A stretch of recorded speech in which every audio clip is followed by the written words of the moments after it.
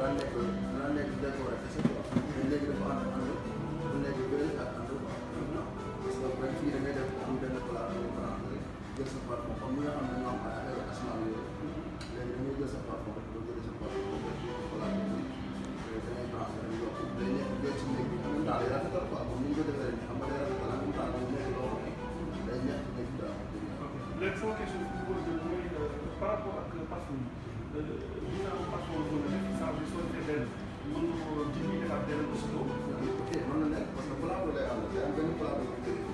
plateau bu tëggee bi da nga koy dindi bu la neexee nga raxas après mu set. day daa nga foog ko def sa beneen parfum parce que parfum bi léegi ñu koy liggéeyee bu la neexee mën na nekk parfum bi day nekk comme cuuraay quoi parce que cuuraay boo gis dañ ko liggéeyal parfum bi parce que affaire bi ñu ko waxee léegi cuuraay bi dañ koy liggéeyal parfum bi nga xam ne même bu dee sa jëkkër day bañ cuuraay xet bi saxaar yi yooyu parce que boo defee saxaar quoi yaa saxaar day nekk ci kër gi mais aussi am na benn constat bu ci def est-ce que bu fekkee comme cuuraay ku ne xam na ne cuuraay soo ko defee mën na def 24 heures ci néeg bi di xëy est-ce que même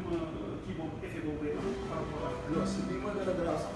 bii mooy gën a neex mooy gën a garaaw parce que parfum original la léegi ay brut yoo xam ne kenn du ko wax am na léegi ay mën na ci def quoi. voilà donc su ñëwee ci aspect léegi bi côté décoration bi moo di que ni ku ne gis na ni am na plusieurs couleurs mais est-ce que nekk na qualité ba nga xam ne bii du gaaw a jëndal parce que ku ne xam na ni des fois yenn kii yu métallique soit day